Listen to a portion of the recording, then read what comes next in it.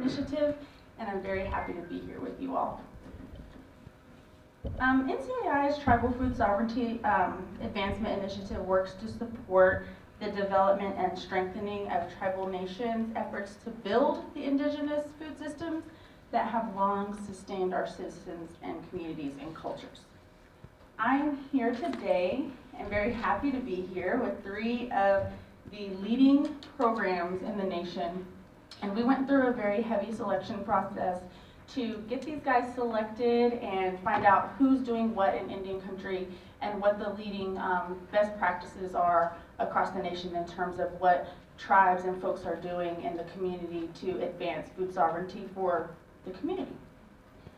I'll go ahead and give you a brief introduction to who we have here today. We have Mr. Lauren Bird-Bradler from Blackfeet Agriculture Resource Management Plan, the Blackfeet Nation. I have Ms. Twyla Casador from the Pre-Reservation, from Ined Diet and Healthcare Project at the San Carlos Apache Tribe, and Ms. Joanie Buckley from the Internal Services Division at the Oneida Nation. So without further ado, we'll go ahead and get started. Joanie's up first. Oh, great. So Guli segue. I'm going to stand up here if you don't mind. So first of all, I want to thank everybody for coming, but this whole thing is about exchange of information. So as we're doing it, that's what we want to lead with. So please exchange information with us. And I also want to acknowledge some of the tribes from Wisconsin. Go Packs, yes. So thank you very much for coming and supporting us. What I was asked to speak about is our integrated food system and our strategy to building healthy communities. And so I'm going to flip the slides from here, maybe.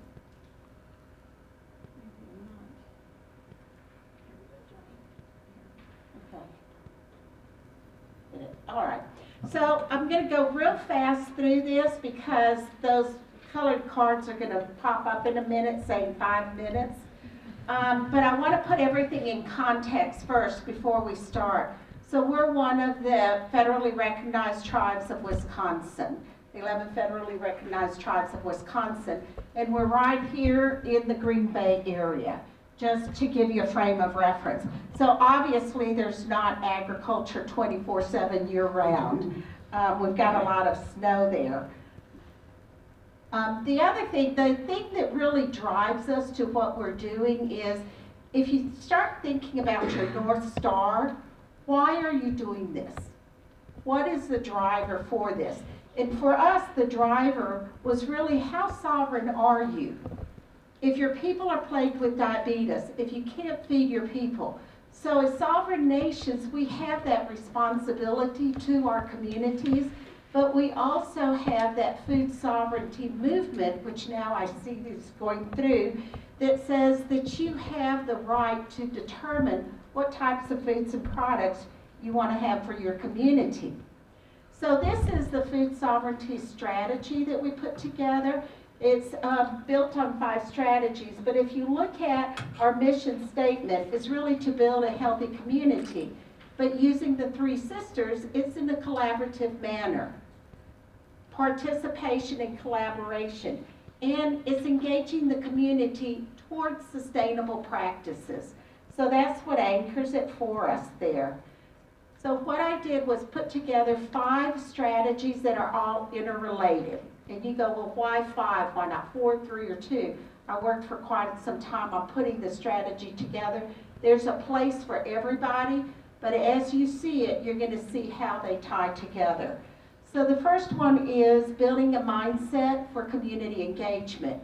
And why is that important? Because it doesn't matter what you do with food. If you don't have a mindset and your people don't have a mindset for healthy foods, you can have all the supply you want, but never have it. Our vice chairman once said, Joanie, we need to get people to think healthy foods. And I said, then go buy the McDonald's right next door and blow it up, because every other tribal car is going through there. So The other thing to do then is to identify all the assets you have.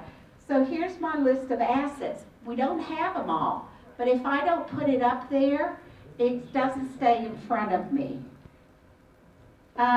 Youth entrepreneurs, education. Sometimes we're trying to say, let's get the whole movement, but you've got to start in pockets. So we were fortunate to work a lot in grants, and the youth education is there. I am going to say, for those of you who are trying to record it, we share things. So you don't have to worry about it, just ask us and we'll share it. The other thing for community engagement is also to look at the events. When you look at this, the seed and plant distribution, farmers market, that you can do in your own backyard. The Husking Bee is a traditional one. And also look at the Apple Fest. We started with 500 people one day event, now it's 8,000 people one day event. Free event for the community and the greater community. So the second one is really to increase local food production. No brainer. We need to do that. We need to look at the supply. Put your list together there of what you're doing in your wish list. So when we look at increasing food production, we start to identify the things we have. The Jahiqua farm that we have there, 80 acres. The Black Angus production. We have 6,000 acres that we work on with the cattle and the bison, and then it has cash crops of the soybean and the silage. So do that as you're looking at it. But also notice here that I have the community co-op. So it's not just about the nation doing everything for the community. It's the community banding together and collaborating, and you'll hear that later from Twyla on it. The agricultural hub, as I said, that's the nation really trying to promote the healthy foods and get it into the systems. So I mentioned the farm, but the orchard, we have 40 acres and about 40 different types of apples. Now remember, in April it snowed 5 feet, so let me just put that in context too. We don't have it all year round. The Aquaponics is a project that we started from a USDA grant about 3 years ago. And it's a small area here, and we started with the lettuce. We didn't know what we were doing. It was totally the blind leading the blind. The aquaponics system came December 23rd. Really? How well did we plan this one? But anyway, what I want to get to is, it doesn't matter. We were together. There were 5 different departments that band together to get this up. And now the lettuce is going to the school. And the school comes over and they learn about water quality and go through that science project. And the community does a lot of work too. So the next one is really to build local food economies. So now we've got the mindset, we've got the production, now we've got to build the economies. And as we're building those economies, again, we put the list of everything together that we want and we would like to see. This food center is one that I'm presently working on to build entrepreneurs. So it's still in concept form, and we're, okay, can you hear me? Did I mess it up?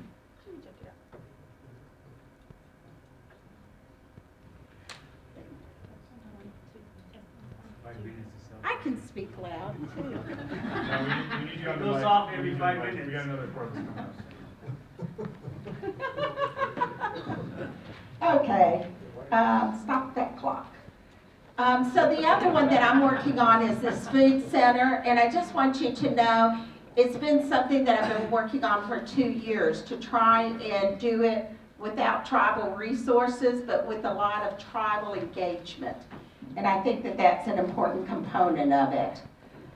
The next one is to the Oneida market. So now we've got some areas in which we have entrepreneurs and they're selling their products at our Oneida market. We also have other tribes that will send us their products and then we can order it and sell it at the Oneida market.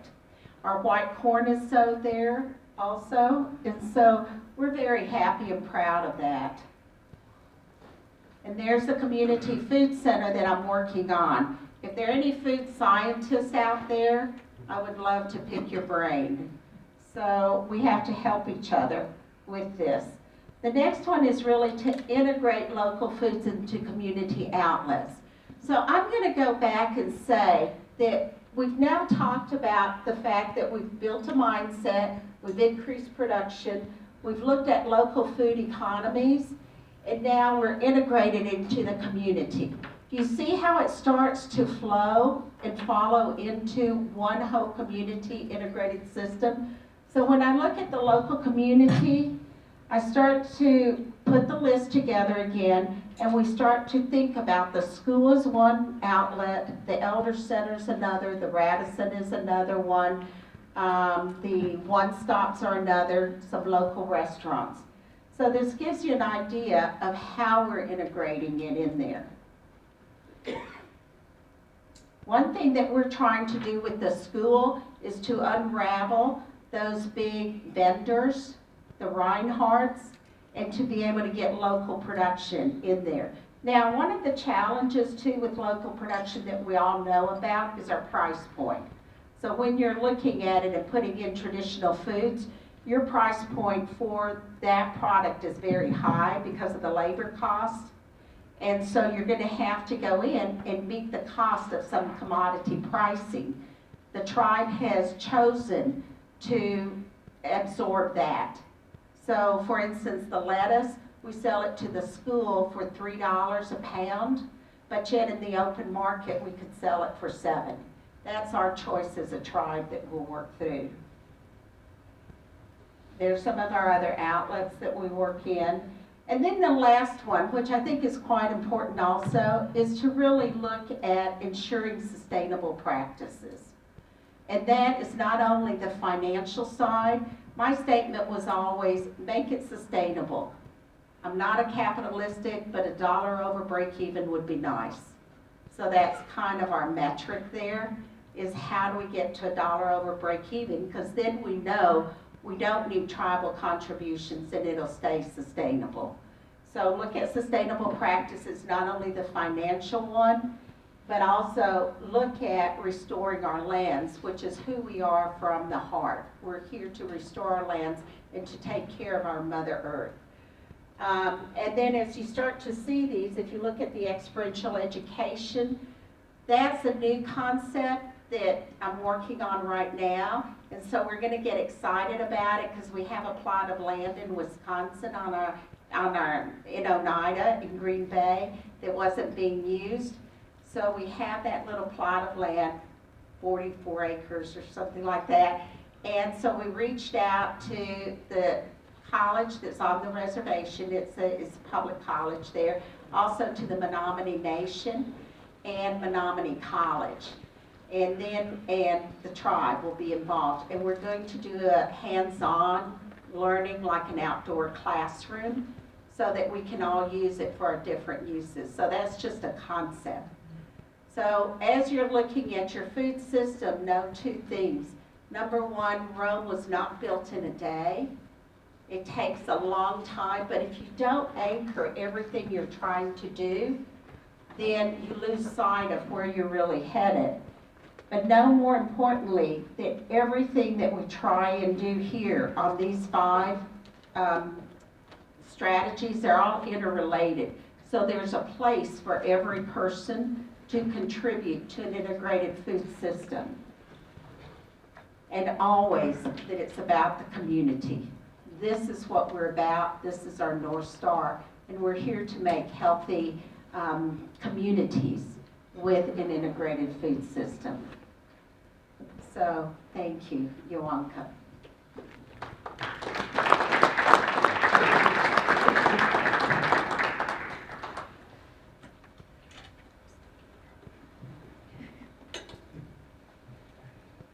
Thank you so much, Joanie. Let's give Joanie another round of applause. So I want to throw a quick tip in here. The purpose of our session today is very much a learning experience for everyone, and we're hoping that the information that's shared can be transferred into your community. So like Joanie was saying, the concepts in her presentation are all for digest. And what comes out of it for your food sovereignty program may be mimic what Joanie is doing, but it also may be a combination of what all three of these presenters are doing. So just keep that in mind when you're listening to these folks. Next up is Ms. Twyla Casador, White Man Apache. Oh, San Carlos Apache. I keep doing that all day long. I'm so sorry, Twyla. I made a quick mistake. We're actually going to move over to Lauren. Yes. Lauren is next. Do you want to stand or sit?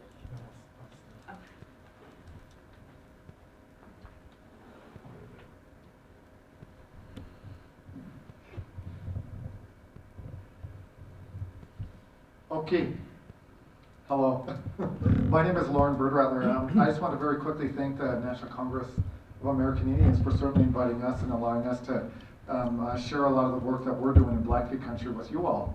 And so I'm very honored to be up here with these three beautiful women, three beautiful Native women. I'm also very honored to be in the same company as them. As you look at many of the initiatives that are going on across the country, it gives me great honor to sit up with these ladies, and so I certainly appreciate that as well.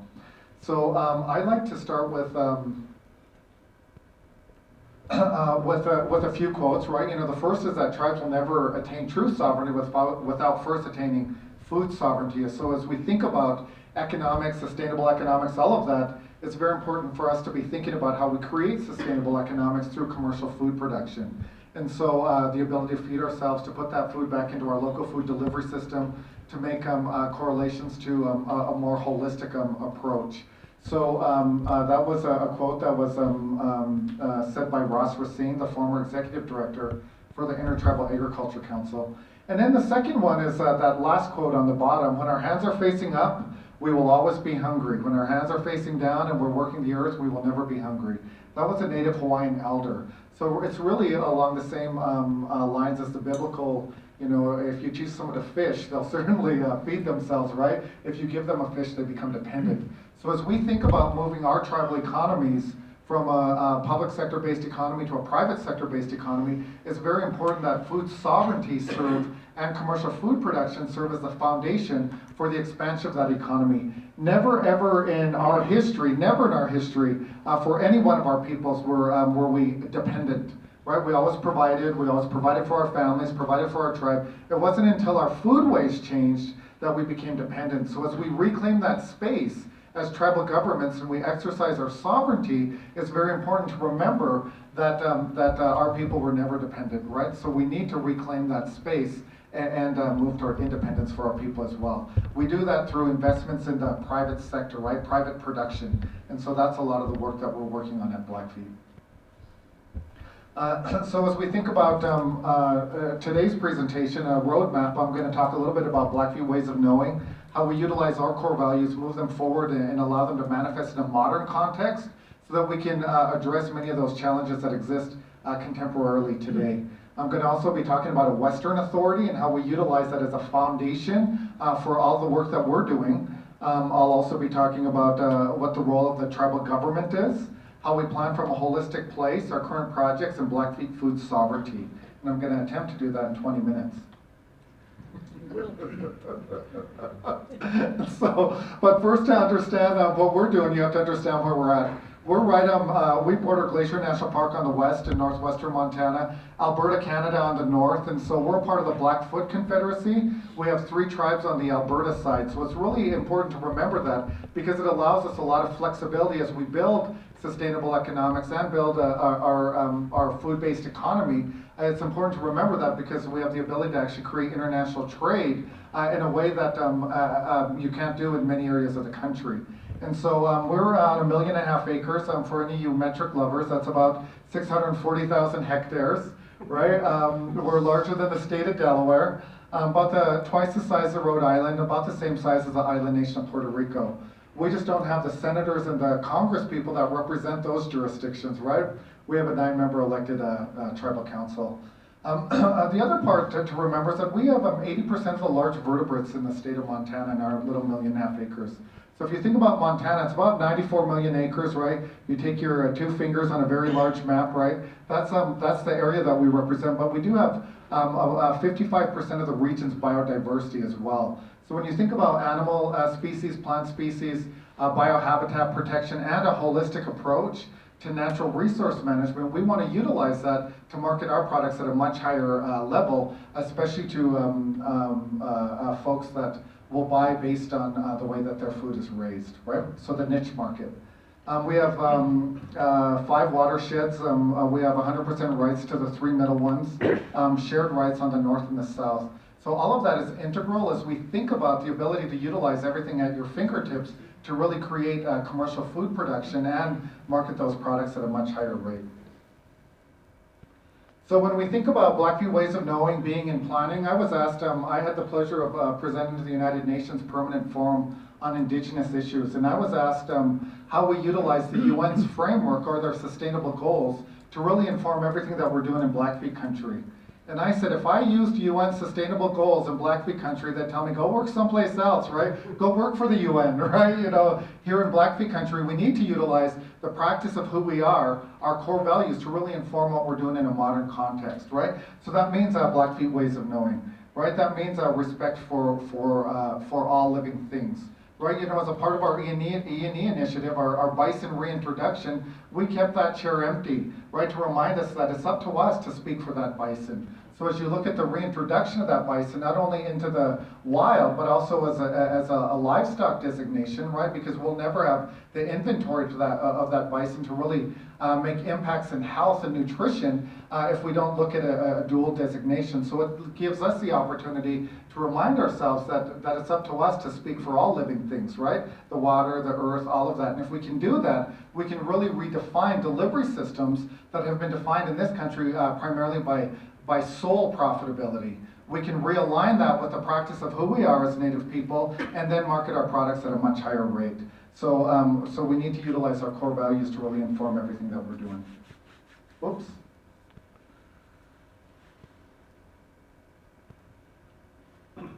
So we gain our authority in terms of, from a Western context, the legal framework from Public Law 10377, which is the American Indian Agricultural Resource Management Act of 1993. So when you look at this legislation, it really provides tribes broad latitude, and I do mean broad latitude, right, to not only create plans that are conducive to their needs, but also to make correlations to how that's implemented. So as we think about federal agencies like the U.S. Department of Health and Human Services, the U.S. Department of Agriculture, the U.S. Department of Interior, if it is in your ARMP, then they have to follow that in terms of implementation. So it really provides a foundation for tribes to really reclaim that space, to really utilize their ability as a sovereign, right, whether that's in international trade or whatever it may be, to really create the foundation to implement initiatives that, in our case, are community-based. And so the provision that we use most is the one that you see bolded there: define critical values of the tribe and its members and provide identified holistic management objectives. So when we think about holistic management objectives, really we're talking about systems planning, right? Which is aligned with the practice of who we are as Native people. So when you think about that system, you're really talking about the interdependent relationships and functions within that system. And if you recognize it as a system, then it's much easier to have a broader influence on things like health and nutrition, everything, right, that comes from commercial food production. So what is the role of the tribal government? So when I was hired to put together the Agricultural Resource Management Plan for the Blackfeet tribe, the first thing that I asked our tribal business council was, what role do you want to play in commercial food production? Do you want to compete against your producers? Do you want to create the framework that empowers your producers? Do you want to change our economy from a public sector-based economy where we're dependent on cyclical funding? Or do you want to invest in our people and create the conditions that allow them to really drive sustainable economics? You know, when you look at smaller based tribes, you know, they can take the tribal enterprise approach and are very successful in that. When you look at larger land-based tribes with a lot of members, right, you're never going to make a difference through per capita distribution, through dividend distribution. So we have to create the framework that allows our people to profit, right, that allows our people through private production to help us flip that economy and move away from that cyclical-based funding and create revenue-generating streams that underwrite not only the necessary inherent government functions, but also really provide a thriving atmosphere for our own people to be entrepreneurs, for our own people to do the production, for our own people to be profitable. And so, so the first of that triple bottom line, and what they told me and what come out of those conversations was we want to create sustainable economics, in this case through commercial food production. The second thing that they said is if we're not thinking about how we narrow the health disparities of our people, you can look at 6 of the top 7 killers of Blackfeet people and make that direct correlation to that high fructose diet, right? It is killing us, right? It creates inflammation. Inflammation leads to cancer. Number 1 killer of Blackfeet people. It also spurs autoimmune diseases, rheumatoid arthritis, lupus, many other autoimmune diseases, liver disease, heart disease, diabetes. Right, so if we're not thinking about how we utilize policy development to make the correlations to health and nutrition, how we change the culture in the way that we grow food, purchase food, prepare food, and ingest food, we're going to continue to have the challenges that the Western approach has not been successful in remedying. Right, so we need to think about how we utilize our sovereignty, the practice of who we are as Native people, to really address many of those concerns. So we have to think about how we're narrowing health disparities of our people. And then the third is how we invest in our most precious resource, right? We have 2 demographics that are important in Indian country, right? The first ones are elders, right? Who infuse wisdom in us, right? And then the second is our most precious resource, right? Our future. Our youth, right? How are we creating correlations to ensuring that we're instilling that institutional knowledge in our young people, right? So everything that we do at Blackfeet, you have to have those 3 components, or we're not going to do it, and certainly in food sovereignty.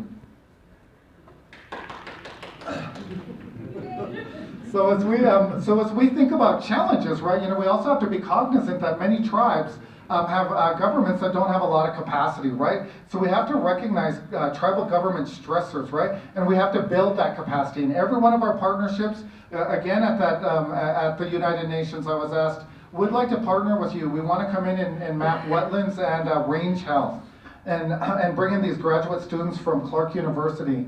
And I mentioned the only way that we're going to enter into a partnership with you is if you put Blackfeet Community College students under those Clark graduate students and you simultaneously credential them. Because if we're not thinking about how we expand that prom committee, right, expand those boots on the ground, right, with those movers and shakers in Indian communities, then we're going to continue to be at the behest and reliant upon outside organizations. So we have to build that capacity internally. I always just do that just to make sure you're awake.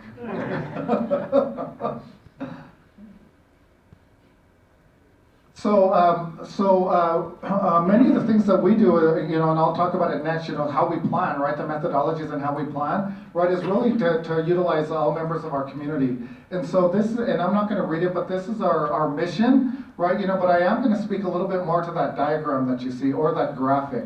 So as we think about knowledge to action, action to knowledge, knowledge to action, right, that circle again, right, that circle, we want to be ensuring that we're creating everything that we need to from an indigenous perspective, in our case from a Blackfeet perspective, right? So that's how we utilize native-led conservation, how we utilize native-led research, how we build capacity in our communities. All of that, right, is a part of that model. So all of it is informed by our values, right? The practice of who we are as Blackfeet people. We have our stakeholders, we have new information. So as you go around that wheel, right, we know that it never ends, right? It doesn't matter whether you look at it from a quantum physics perspective, right, or you look at it moving away from that linear perspective, which tends to drive Western methodologies and Western approaches. So we want to utilize the practice of who we are, our traditional methodologies, right, pull them forward and allow them to manifest in a modern context so that we can begin to really address many of those challenges that were created from the changing of that food system.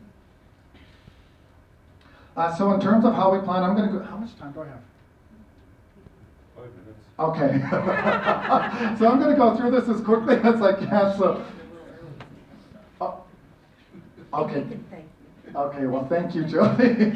So, as we think about how we plan and the methodology and how we plan, first we ground our planning in beginning values and stewardship of the land. We absolutely know that health and well-being is correlated to the land and land use, right? That's who we are, and it's a practice of who we are. Second, we make sure that we're making our plans in-house. If we're going to build that capacity, if and when, right? If and when is the policy, right? If you have the capacity, you better be doing it internally, right? Because each time you outsource that plan development, the probability for implementation goes way, way down. And it goes way, way down because you're not involving your community members in that process. So we want to make our plans in-house if and when, right? We also want to collaborate with our people, right? We want to ensure that all of our stakeholders are sitting at the table, right? We want to use high quality data. You all are very familiar. You know how difficult it is to access USDA data, right? Department of Interior data, Health and Human Service data. So if we're not thinking about how we create data for tribes so that we can substantiate our need, we're always going to be at the behest of those systems that don't even talk to each other, let alone provide adequate information for us to utilize. Right, so we need to be thinking about how we use high quality data. How we recognize both traditional and modern livelihoods, right? So that means when we have our stakeholders at the table, we do have medicinal plant gatherers and traditional food preparers alongside commercial beef producers and bison producers, right? Grain growers, producers, right? We ensure that we're recognizing everyone that is utilizing the landscape. We engage in necessary partnerships to plan. Right? We don't have all of that capacity, so as we build it through our tribal colleges, through our education institutions, through our training programs, it's important that we have national partnerships as well. We partner very closely with the Indigenous Food and Agriculture Initiative at the University of Arkansas, with the Native Land Project,